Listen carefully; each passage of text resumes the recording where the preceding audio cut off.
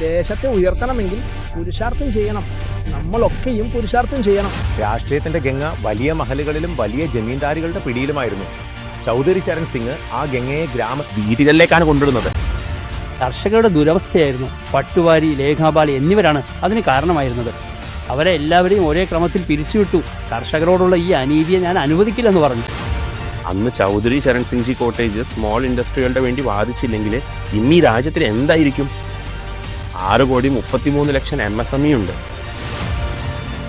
ഇന്ന് സാധ്യയും ഇമാനദാരിയും പറയുമ്പോൾ നാം ഗാന്ധിജിയെ കണ്ടിട്ടില്ലല്ലോ.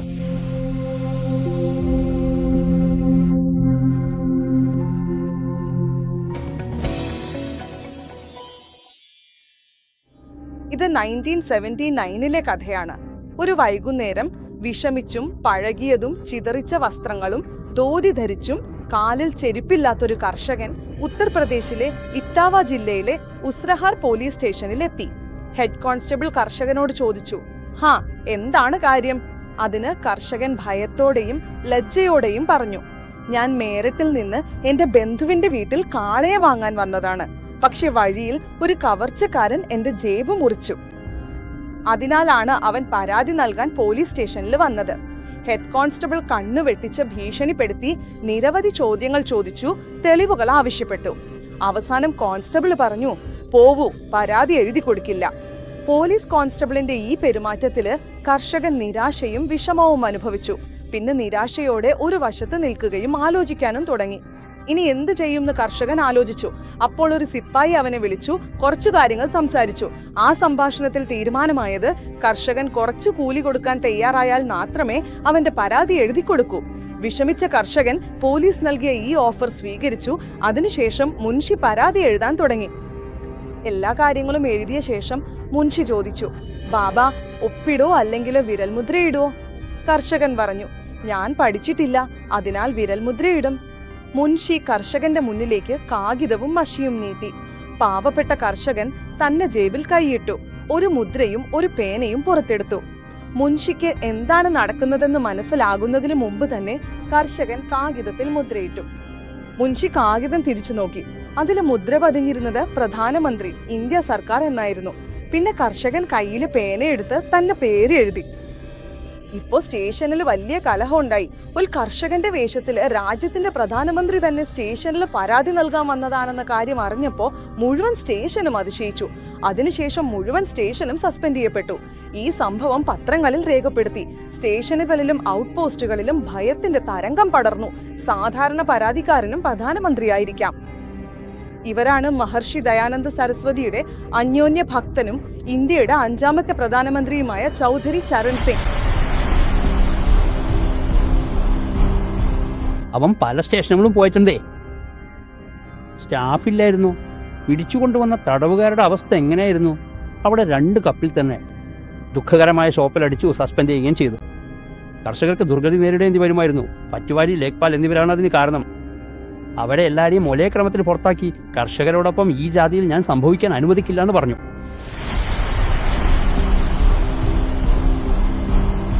എല്ലാവർക്കും സാധന നമസ്തേ. ഞാൻ ഹർപ്രീത് കൗർ.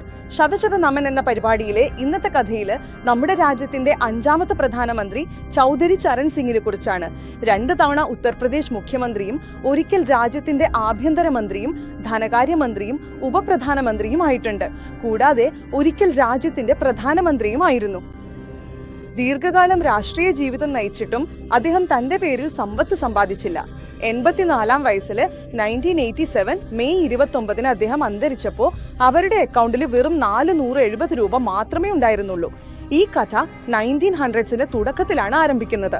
ബുലന്ദ് ജില്ലയിലെ താന പ്രദേശത്തുള്ള ചിത് സോണ അലിപൂർ ഗ്രാമത്തിൽ താമസിച്ചിരുന്ന മീർ സിംഗ്, ഭാര്യ നേത്ര കൗർ എന്നിവർ 5 ഏക്കർ കൃഷി പാട്ടത്തിനെടുക്കാൻ ഏകദേശം 15 കിലോമീറ്റർ ദൂരം. അവര് നൂർപൂർ ഗ്രാമത്തിൽ പോയി താമസിച്ചു. അവിടെയാണ് 1902 ഡിസംബർ 23 ചരൺ സിംഗ് ജനിച്ചത്. കുറേ വർഷങ്ങൾക്ക് ശേഷം ജമീന്ദാർ ആ ഭൂമി ഉയർന്ന വിലയ്ക്ക് വിറ്റഴിക്കാൻ തീരുമാനിച്ചു. ആ വില അടയ്ക്കാൻ അദ്ദേഹത്തിന്റെ അച്ഛനായ മീർ സിംഗിന് കഴിയില്ലായിരുന്നു.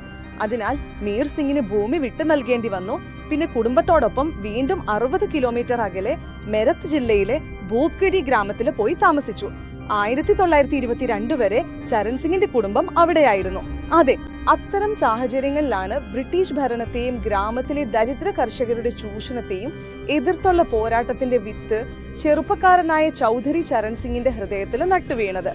ഭൂപ്ഗഡി ഗ്രാമത്തിനടുത്ത് 3 കിലോമീറ്റർ അകലെ ജാനി ഖുർദ് ഗ്രാമത്തിലെ സർക്കാർ സ്കൂളിൽ അദ്ദേഹം ദിവസവും നടന്നു പഠിക്കാൻ പോകുമായിരുന്നു. അതിനുശേഷം ചരൺ സിംഗിന്റെ അടുത്ത ഘട്ടം മെരത്ത് നഗരമായിരുന്നു. അവിടെ അദ്ദേഹം 1 വർഷം പഠിച്ചു. അതിനുശേഷം 11,414 മെരത്ത് ഗവൺമെന്റ് കോളേജിൽ ചേർന്നു. 9ാം ക്ലാസ്സിൽ അദ്ദേഹം ശാസ്ത്ര വിഷയം തിരഞ്ഞെടുക്കുകയായിരുന്നു. കൂടാതെ ഇംഗ്ലീഷ്, അർത്ഥശാസ്ത്രം, ചരിത്രം എന്നീ വിഷയങ്ങളും ഉണ്ടായിരുന്നു. 11,919 ചരൺ സിംഗ് ഹൈസ്കൂൾ പാസ്സായി 11,221 ഇന്റർമീഡിയറ്റ് പരീക്ഷയും വിജയിച്ചു. അതിനുശേഷം അദ്ദേഹത്തെ പഠിപ്പിക്കുന്നത് അദ്ദേഹത്തിന്റെ അച്ഛൻ മീർ സിംഗിന്റെ കഴിവിന് അതീതമായിരുന്നു. അച്ഛൻ ഇനി പഠിപ്പിക്കാൻ വിസമ്മതിച്ചു, കാരണം വീട്ടിലെ ദാരിദ്ര്യം. ഈ സാഹചര്യത്തില് ഈ കാര്യം അദ്ദേഹത്തിന്റെ തായമ്മാവൻ ലഖ്പത് സിംഗിന് അറിയുമ്പോൾ സാമ്പത്തിക ബുദ്ധിമുട്ടുകൾ കാരണം ചരൺ സിംഗിന്റെ പഠനം തടസ്സപ്പെടുകയാണ്. അതിനാൽ ചരൺ സിംഗിന്റെ പഠനം പൂർത്തിയാവുന്നതുവരെ അദ്ദേഹത്തിന്റെ വിദ്യാഭ്യാസ ചെലവ് താൻ എടുക്കുമെന്ന് ലഖ്പത് സിംഗ് വാഗ്ദാനം ചെയ്തു. ചരൺ സിംഗ് ഉയർന്ന വിദ്യാഭ്യാസം നേടാൻ ആഗ്ര കോളേജിലേക്ക് പോയി. 11,223 BSc, 11,225 MA, 11,227 നിയമ പഠനം എന്നിവ പൂർത്തിയാക്കി. ഇതേ സമയത്താണ് 11,225 ജൂൺ 25 ഗായത്രി ദേവിയുമായി അദ്ദേഹത്തിന്റെ വിവാഹം നടന്നത്. ചൗധരി ചരൺ സിംഗ് രാജ്യത്ത് സ്വാതന്ത്ര്യ സമരം ഉച്ചത്തിലായിരുന്ന ഒരു കാലഘട്ടത്തിലാണ് വളർന്നത്. ജലിയൻ വാലാബാഗ് മുതൽ പ്രതിദിനം വലിയ സംഭവങ്ങൾ നടക്കുകയായിരുന്ന ഒരു കാലമാണിത്. രാജ്യം അടിമത്തത്തിൽ കുടുങ്ങിയിരുന്നതിനാല് സമൂഹം അഴുക്കിൽ മുങ്ങിയിരുന്നു. അമൃത്സറിലെ ജലിയൻ വാലാബാഗ് സംഭവമാണ് അദ്ദേഹത്തെ അതീവമായി ബാധിച്ചത്. സാമൂഹികവും രാഷ്ട്രീയവുമായ മാറ്റങ്ങൾക്കായി ആ കാലത്ത് 2 വ്യത്യസ്ത ചിന്താധാരകൾ മാറ്റം സൃഷ്ടിക്കുകയായിരുന്നു. ഒരു ചിന്താധാരയില് അദ്ദേഹം മഹർഷി ദയാനന്ദ സരസ്വതിയെ തെരഞ്ഞെടുക്കുകയും രാഷ്ട്രീയ മാറ്റത്തിനായി മഹാത്മാഗാന്ധിയിൽ നിന്ന് പ്രഭാവിതനാകുകയും ചെയ്തു. എന്നാൽ ഈ സ്വാധീനം ദീർഘകാലം നിലനിൽക്കില്ലായിരുന്നു. വർഷം 1926 ആയിരുന്നു. ആ ദിവസം ചരൺ സിംഗ് തന്റെ 21ാം ജന്മദിനം ആഘോഷിക്കുകയായിരുന്നു. അപ്പോൾ അബ്ദുൾ റഷീദ് എന്നൊരു കൊലയാളി ശുദ്ധി പ്രസ്ഥാനത്തിനെതിരെ അന്നത്തെ ആര്യ സമാജത്തിന്റെ പ്രമുഖനായ മഹാത്മാസ്വാമിയെ കൊന്നു. ശ്രദ്ധാനന്ദജിയുടെ കൊലപാതകം തടഞ്ഞു. റഷീദിനെ ഗാന്ധിജി തന്റെ സഹോദരനെന്ന് വിളിച്ചിരുന്നു. ഈ കൊലപാതകത്തിന് അദ്ദേഹത്തെ മാപ്പു ചെയ്തു. പക്ഷേ ചൗധരി ചരൺ സിംഗ് ശുദ്ധി പ്രസ്ഥാനത്തിന്റെ പിന്തുണയാളായിരുന്നു. അദ്ദേഹം കൊലയാളിക്ക് മരണദണ്ഡം ആവശ്യപ്പെട്ടു. രണ്ടാമതായി ചൗധരി ചരൺ സിംഗ് സത്യാർത്ഥ പ്രകാശത്തിന്റെ 14ാം സമുല്ലാസിനെ അംഗീകരിച്ചിരുന്നുവെങ്കിലും ഗാന്ധിജി ആ സമുല്ലാസ് നീക്കം ചെയ്യണമെന്ന് ആവശ്യപ്പെട്ടു. ഒരു പ്രാവശ്യം അദ്ദേഹത്തോട് ചോദിച്ചു തന്നെ, സ്വാമി ദയാനന്ദന്റെയും ഗാന്ധിജിയുടെയും സ്വാധീനം നിങ്ങളുടെ മനസ്സിൽ എങ്ങനെ, എന്തൊക്കെ ഉണ്ടായി എന്ന് ഒരിക്കൽ ചോദിച്ചു. അദ്ദേഹം പറഞ്ഞു, സ്വാമി ദയാനന്ദന് അവസരം ലഭിച്ചില്ല. എന്നാൽ സമൂഹം സംബന്ധിച്ചും പെൺകുട്ടികളെ സംബന്ധിച്ചും അദ്ദേഹത്തിന്റെ ചിന്തകൾ, ജാതിയെക്കുറിച്ച് ഗാന്ധിജിയുടെയും അദ്ദേഹത്തിന്റെയും ചിന്തകൾ നമ്മുടെ കണക്കിൽ ഒരുപോലെയായിരുന്നു.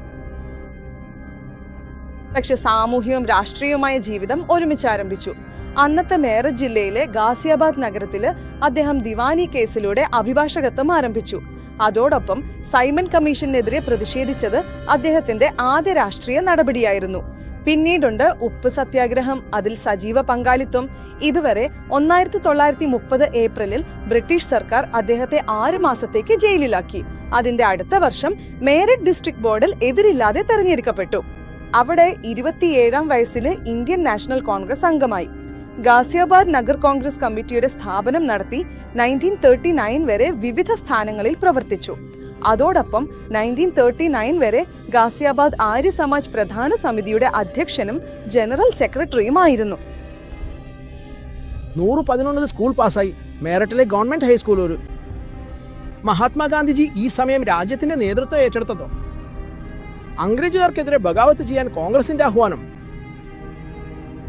അപ്പോ എന്റെ തലമുറയിലെ കുട്ടികൾ സ്കൂളിലും കോളേജിലും പഠിക്കുകയായിരുന്നു. മഹാപുരുഷന്മാരുടെ പേരുകൾ ഞങ്ങളുടെ മുന്നിലുണ്ടായിരുന്നു. സ്വാമി ദയാനന്ദ്, സ്വാമി രാമദേവ്, അവരുടെ ജീവചരിത്രങ്ങൾ ഞങ്ങൾ വായിച്ചിരുന്നു. അവരുടെ പുസ്തകങ്ങൾ ഞങ്ങൾക്കുണ്ടായിരുന്നു. മഹർഷി ദയാനന്ദജിയാൽ എന്ന അത്രയും പ്രഭാവിതരായിരുന്നു. സാമൂഹ്യ മാറ്റം, ഹരിജനകളുടെ ഉന്നതി, സത്യാഗ്രഹം, ബലിദാനം, ആത്മസംയമനം, സാദ്ഗി, സത്യം തന്നെയാണ് ധർമ്മം എന്നിങ്ങനെയുള്ള സിദ്ധാന്തങ്ങൾ അദ്ദേഹം തന്റെ ജീവിതത്തിൽ ഉൾക്കൊണ്ടിരുന്നു. അങ്ങനെ ഉൾക്കൊണ്ടിരുന്നു എന്നത് ചൗധരി ചരൺ സിംഗ് ആഗ്ര കോളേജിലെ ഹോസ്റ്റലിൽ താമസിക്കുമ്പോൾ ഒരു ഭംഗിയുടെ കയ്യിൽ നിന്നുള്ള ഭക്ഷണം കഴിച്ചിരുന്നതാണ് ഉദാഹരണം. പിന്നീട് ഗാസിയാബാദിലെത്തിയപ്പോൾ അദ്ദേഹം ഒരു ദലിതിനെ തന്റെ വീട്ടിലെ പാചകക്കാരനായി നിയമിച്ചു. ആ ദലിത് ഒരു 1939 വരെ അദ്ദേഹത്തോടൊപ്പം ഉണ്ടായിരുന്നു. ഇതിന്റെ പേരില് ചൗധരി ചരൺ സിംഗിന് തന്റെ സമൂഹത്തിലും ബന്ധുക്കളിലും നിന്ന് ബഹിഷ്കാരം അനുഭവിക്കേണ്ടി വന്നു. എന്നാൽ മഹർഷി ദയാനന്ദ്ജിയുടെ ഈ ശിഷ്യൻ ധരിയും വിചലിതനായില്ല. ആവില്ല, നമുക്കിതിൽ വലിയ കാര്യമൊന്നും തോന്നുന്നില്ല. നാം യാതൊരു വ്യത്യാസവും കാണുന്നില്ലെങ്കിൽ അതിൽ വലിയ കാര്യമൊന്നും ഇല്ലല്ലോ, ശരിയാണല്ലോ. പക്ഷെ നാം 100 വർഷം മുമ്പത്തെ കാര്യങ്ങളെക്കുറിച്ചാണ് സംസാരിക്കുന്നത്. അപ്പോൾ ആ സമയത്ത് ആഗ്ര കോളേജിലുണ്ടായിരുന്ന വിദ്യാർത്ഥികളും അവരുടെ സഹപ്രവർത്തകരും എതിർത്തു നിന്നു. അദ്ദേഹം ജാതി വ്യവസ്ഥയെ എപ്പോഴും എതിർത്തു, തുറന്ന വേദിയിൽ എതിർത്ത് പുതിയ ആശയങ്ങൾ മുന്നോട്ട് വെച്ചു. ഇന്നും നാം ആ കാര്യങ്ങൾ പറയാൻ ലജ്ജിക്കുന്നു. എന്നാൽ സാമൂഹികവും രാഷ്ട്രീയവുമായ വേദികളിൽ ചോയ്സ് അവയെ തുറന്നു പറഞ്ഞിരുന്നു. 1937 വർഷം ചൗധരി ചരൺ സിംഗിന്റെ രാഷ്ട്രീയ ജീവിതത്തിൽ വലിയ മാറ്റം കൊണ്ടുവന്നു. കോൺഗ്രസ് ഇന്ത്യ ആക്ട് രാജ്യത്ത് 1921 മുതൽ തുടർച്ചയായി നടക്കുന്ന പ്രാദേശിക തലത്തിലുള്ള തെരഞ്ഞെടുപ്പുകളും ബഹിഷ്കരിച്ചുകൊണ്ടിരുന്നു. എന്നാൽ 1937 തെരഞ്ഞെടുപ്പിൽ പങ്കെടുക്കുമെന്ന് പ്രഖ്യാപിച്ചു. യുണൈറ്റഡ് പ്രൊവിൻസസ് അസംബ്ലിക്കായി കോൺഗ്രസ് ചരൺ സിംഗിനെ മേരറ്റ് ജില്ലയിൽ നിന്ന് മത്സരിപ്പിച്ചു. ദക്ഷിണ പടിഞ്ഞാറൻ സീറ്റിൽ നിന്ന് ടിക്കറ്റ് നൽകി. ഈ തെരഞ്ഞെടുപ്പ് മണ്ഡലത്തില് ബാഗ്പത്ത് താലൂക്കും ഗാസിയാബാദും ഉൾപ്പെട്ടിരുന്നു. മൊത്തം വോട്ടുകളുടെ 78% കൂടുതൽ നേടി അദ്ദേഹം നാഷണൽ പാർട്ടിയുടെ സ്ഥാനാർത്ഥിയെ തോൽപ്പിച്ചു. പിന്നീട് ഈ സീറ്റിന്റെ പേര് ചപ്പറോളിയായി മാറി. എന്നാൽ വർഷം 1141 ആയിരുന്നു. ഇംഗ്ലീഷുകാരുടെ എതിരായ പ്രക്ഷോഭം ഉച്ചത്തിലായിരുന്നു. അതിനാൽ 1141 അദ്ദേഹത്തിന് വീണ്ടും ജയിലിൽ പോകേണ്ടി വന്നു. കാരണം മേരട്ട്, മവാന, സരധന, ഗാസിയാബാദ്, ബുലൻഷഹർ എന്നിവിടങ്ങളിലെ രഹസ്യ വിപ്ലവ സംഘടനകൾ ഒരുക്കിയിരുന്നു. രാജ്യം സ്വതന്ത്രമായി, കോൺഗ്രസ് അധികാരത്തിലെത്തി. പക്ഷെ മഹാരാഷ്ട്ര ദയാനന്ദിന്റെ ഈ ശിഷ്യൻ സാമൂഹ്യ സിദ്ധാന്തത്തിൽ ഉറച്ചുനിന്നു. വർഷം 1959 കോൺഗ്രസിന്റെ നാഗ്പൂർ സമ്മേളനത്തില് പ്രധാനമന്ത്രി പണ്ഡിറ്റ് ജവഹർലാൽ നെഹ്റു കോൺട്രാക്ട് ഫാമിങ്ങിന് നിർദ്ദേശം നൽകി. കോൺഗ്രസിലെ എല്ലാ നേതാക്കളും മൗനത്തിലായിരുന്നു. കോൺഗ്രസില് പ്രധാനമന്ത്രി നെഹ്റുവിന്റെ വാക്ക് അന്തിമമായിരുന്നു. നെഹ്റുവിനോട് അസഹമതി പ്രകടിപ്പിക്കുന്നത് കോൺഗ്രസിൽ സ്വന്തം രാഷ്ട്രീയ ഭാവിയെ പൂർണ്ണമായും അവസാനിപ്പിക്കുന്നതിന് തുല്യമായിരുന്നു. എന്നാൽ ശക്തമായ തർക്കങ്ങളോടെ ചൗധരി ചരൺ സിംഗ് നെഹ്റുവിന്റെ നിർദ്ദേശത്തെ കടുത്ത എതിർപ്പ് പ്രകടിപ്പിച്ചു. നെഹ്റുവിന്റെ ജയജയകാരം മുഴങ്ങുന്ന കോൺഗ്രസുകാരുടെ കയ്യടികൾക്കിടയിൽ തന്നെ ഭാവി കാണുന്നവരുടെ ഇടയിൽ ചൗധരി ചരൺ സിംഗ് പറഞ്ഞത്, ഈ കയ്യടികൾ നിങ്ങൾ എല്ലാവരും എന്റെ ആശയങ്ങളോട് യോജിപ്പാണെന്ന് കാണിക്കുന്നു. പക്ഷേ നിങ്ങൾ എന്റെ പോലെ തുറന്ന ആശയങ്ങൾ പ്രകടിപ്പിക്കാൻ ധൈര്യമില്ല. വ്യക്തമാണ്. ആ ധൈര്യത്തിന്റെ വില ചരൺ സിംഗിന് പിന്നീട് കോൺഗ്രസിൽ നിന്ന് രാജിവെച്ച് അടയ്ക്കേണ്ടി വന്നു. എന്നാൽ അത് അദ്ദേഹത്തിന്റെ രാഷ്ട്രീയ ജീവിതത്തിന്റെ അവസാനമല്ലായിരുന്നു. മറിച്ച് രാജ്യത്ത് മാറ്റം കൊണ്ടുവന്ന ഒരു പര്യായ രാഷ്ട്രീയത്തിന്റെ അടിത്തറയിട്ട ഒരു തുടക്കമായിരുന്നു. അദ്ദേഹം ഒരു രാഷ്ട്രീയ അടിത്തറ സ്ഥാപിച്ചു. അത് ഏകദേശം 3 ദശാബ്ദങ്ങൾ കാലം ഉത്തർപ്രദേശ്, ബീഹാർ, ഹരിയാന, പഞ്ചാബ്, രാജസ്ഥാൻ, ഒഡീഷ എന്നിവിടങ്ങളിൽ കോൺഗ്രസിന് പുറമെ മറ്റൊരു രാഷ്ട്രീയത്തിന്റെ അടിസ്ഥാനമായിരുന്നു. ചൗധരി ചരൺ സിംഗിന്റെ ബുദ്ധിമുട്ട് ചോദ്യം ചെയ്തവർ അദ്ദേഹത്തെ വെറും കർഷകരുടെയും തൊഴിലാളികളുടെയും നേതാവായി മാത്രം കണക്കാക്കാൻ തുടങ്ങി. മിക്സ് ഹിന്ദി ഇംഗ്ലീഷ് സംസാരിക്കുന്നവർ അദ്ദേഹത്തിന്റെ ഇംഗ്ലീഷിൽ തന്നെ എഴുതിയ ഇന്ത്യാസ് ഇക്കണോമിക് പോളിസി ഉൾപ്പെടെ ശിഷ്ടാചാരം മുതലായവയെക്കുറിച്ച് ലഭ്യമായ അനേകം പുസ്തകങ്ങളിലും ഒന്നും പോലും അവർ വായിച്ചിട്ടില്ലെന്ന് തോന്നുന്നു. വാസ്തവത്തിൽ കൃഷി പ്രധാനമായ ഭാരതത്തിന്റെ യഥാർത്ഥ ഭൂമിശാസ്ത്ര സാമ്പത്തിക മനസ്സിലാക്കാൻ മഹർഷി ദയാനന്ദ സരസ്വതിക്ക് ശേഷം സർദാർ വല്ലഭായ് പട്ടേലിലും ചൗധരി ചരൺ സിംഗിലും മാത്രമേ കാണാനായുള്ളൂ. അവരാഗ്രഹിച്ചത് കൃഷിയിൽ ഏർപ്പെട്ടിരിക്കുന്ന കുടുംബങ്ങൾക്കാണ് ഭൂമി ലഭിക്കേണ്ടത്. ഭൂമിയുടെ ഉടമസ്ഥാവകാശം കൃഷി ചെയ്യുന്നവർക്കാണ് ഉണ്ടായിരിക്കേണ്ടത്. പക്ഷെ അതിനു പുറമെ നമുക്ക് മറ്റു വരുമാന ഉറവിടങ്ങളും ഉണ്ടാക്കേണ്ടതുണ്ട്. അതുകൊണ്ടാണ് ഗ്രാമത്തിന്റെ രൂപം ആ ദിശയിൽ മാറ്റണമെന്ന് അവരാഗ്രഹിച്ചത്. അതിനാൽ ചൗധരി ചരൺ സിംഗ് ജി പട്വാരിയുടെ സ്ഥാനത്ത് ലേഖ്പാൽ എന്ന പേര് നൽകി ലേഖത്തിന്റെ പാലനം ചെയ്യേണ്ടതാണെന്ന് പറഞ്ഞു. കഴിഞ്ഞ വർഷം ഭൂമി ത്രിലോക് ത്യാഗിയുടെ പേരിലാണെങ്കിൽ അടുത്ത വർഷം അത് മറ്റൊരാളുടെ പേരിൽ എങ്ങനെ എത്തി, എങ്ങനെ സംഭവിച്ചു? ഇങ്ങനെ ചെയ്തിരുന്ന പട്വാരിമാരെ, ലേഖ്പാൽമാരെ ചൗധരി ചരൺ സിംഗ് ജി നിയമം കൊണ്ട് കെട്ടി അവരെ പിരിച്ചുവിടുകയും ചെയ്തു. അതിന്റെ ഭയം ഇന്നും നിലനിൽക്കുന്നു. അതുകൊണ്ടാണ് ലേഖ്പാൽമാർ ഇപ്പോൾ എവിടെയും തെറ്റായ പേരുകൾ രേഖപ്പെടുത്താത്തത്. ഇത് ചൗധരി ചരൺ സിംഗ് ജി ചെയ്തതാണ്. ചൗധരി ചരൺ സിംഗ് ജി മണ്ഡി സമിതി കൊണ്ടുവന്നു. ചൗധരി ചരൺ സിംഗ് ചക്ബന്ദി നിയമം കൊണ്ടുവന്നു. കാരണം കർഷകരുടെ ഭൂമി ചിതറിക്കിടക്കുകയായിരുന്നു. ചൗധരി ചരൺ സിംഗ് ജി അവയെ ഒറ്റയാക്കി ഒന്നിച്ചുകൂട്ടി ഒരു വലിയ കാര്യം കൂടി ചെയ്തു. ചക്ബന്ദിയിൽ നിന്ന് 5% ഭൂമി ഒഴിവാക്കുമ്പോൾ അത് ഗ്രാമസഭയ്ക്ക് പോകുമെന്നായിരുന്നു. അതിലൊരു നിയമം കൂടി കൊണ്ടുവന്നു. അത് ഹരിജനുകൾക്ക് അലോട്ട് ചെയ്യപ്പെടണമെന്നായിരുന്നു. മുഖ്യമന്ത്രിയുടെയും പ്രധാനമന്ത്രിയുടെയും നിലയിൽ ചരൺ സിംഗ് ജിക്ക് ദീർഘകാലം പ്രവർത്തിക്കാൻ കഴിഞ്ഞില്ല. എന്നാൽ ഉത്തർപ്രദേശിൽ അദ്ദേഹം ആരംഭിച്ച ഭൂമി പരിഷ്കാരങ്ങൾ തന്നെയാണ് പ്രചോദനമായി. വലതുമുന്നണി പശ്ചിമ ബംഗാളിൽ 3 പകുതി ദശാബ്ദങ്ങൾ ഭരണം നടത്തുന്നതിൽ വിജയകരമായിരുന്നു. സിംഗിന്റെ ഏറ്റവും വലിയ രാഷ്ട്രീയ സംഭാവന നെഹ്റുവിന്റെ അത്യധികം ജനപ്രീതിയും കോൺഗ്രസിന്റെ ദേശീയ ആധിപത്യവും നിലനിന്നിരുന്ന കാലഘട്ടത്തിൽ അദ്ദേഹം പരിസ്ഥിതി രാഷ്ട്രീയത്തിന് പുതിയ പ്രതീക്ഷ മാത്രം സൃഷ്ടിച്ചില്ല, അതിനെ കേന്ദ്ര അധികാരത്തിലെ മാറ്റത്തിന്റെ അസാധ്യമായ തലത്തിലേക്ക് എത്തിച്ചു മാറ്റുകയും ചെയ്തു. പുതിയ തലമുറയ്ക്ക് അറിയാവുന്ന കാര്യമല്ല, ചൗധരി ചരൺ സിംഗ് വെറും രാഷ്ട്രീയ നേതാവല്ല, വലിയ കൃഷിശാസ്ത്രജ്ഞനും സാമൂഹ്യ പരിഷ്കർത്താവുമായിരുന്നു എന്നത്. സാമൂഹ്യ പരിഷ്കാരം അദ്ദേഹത്തിന് പ്രസംഗ വിഷയമല്ല, ജീവിതത്തിൽ നടപ്പിലാക്കേണ്ടതായിരുന്നുവെന്നും. ചൗധരി ചരൺ സിംഗ് ഈ വിവേചനം ശരിയാണെന്ന് വിശ്വസിച്ചിരുന്നില്ല. അദ്ദേഹത്തിന്റെ അഭിപ്രായത്തിൽ ജന്മം കൊണ്ട് ഒന്നും നിശ്ചയിക്കപ്പെടുന്നില്ല, അതെല്ലാം കർമ്മം കൊണ്ടാണ് നിശ്ചയിക്കപ്പെടുന്നത്. അദ്ദേഹം തന്റെ പുസ്തകത്തിൽ എഴുതിയിരുന്നു, ചൂഷണമാണ് അസമത്വത്തിന് കാരണമെന്ന്.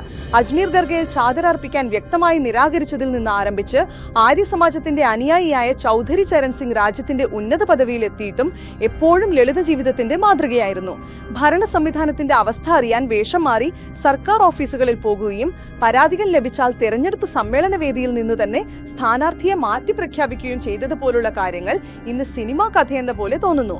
പക്ഷേ ഇതായിരുന്നു ചൗധരി ചരൺ സിംഗിന്റെ രാഷ്ട്രീയ ശൈലി. ഒരിക്കലും സ്വന്തം ആളുകളുടെ തെറ്റായ പ്രവൃത്തികളെ സംരക്ഷിച്ചില്ല, അതുപോലെ അന്യരുടെ നല്ല പ്രവൃത്തികളെ പ്രശംസിക്കാൻ ഒരിക്കലും മടിച്ചില്ല. ഇങ്ങനെ മഹത്തായ വ്യക്തിത്വവും പ്രവർത്തനവുമുള്ള ജനനായകന്റെ പാരമ്പര്യത്തെ അവന്റെ വാരിസുകൾ വളർത്തുക മാത്രമല്ല, സംരക്ഷിക്കാനും കഴിയില്ലായിരുന്നു. പശ്ചിമ ഉത്തർപ്രദേശിലെ ഒരു ചെറിയ ഗ്രാമമായ നൂർപൂരിൽ നിന്ന് കഠിനമായ രാഷ്ട്രീയ പോരാട്ടം ആരംഭിച്ച് രാജ്യത്തിന്റെ അധികാരം സ്വന്തമാക്കിയതായിരുന്നു ചൗധരി ചരൺ സിംഗ്.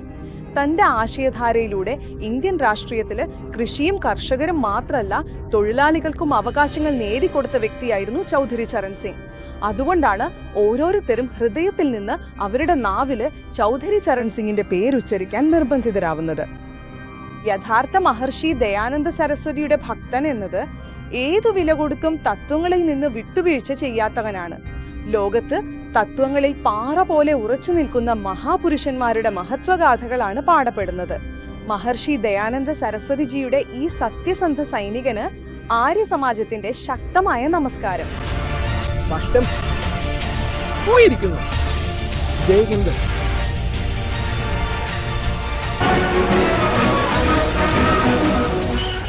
ചൗധരി ചരൺ സിംഗ് മരണാനന്തരായി അദ്ദേഹത്തിന്റെ കൊച്ചുമകൻ ശ്രീ ജയന്ത് ചൗധരി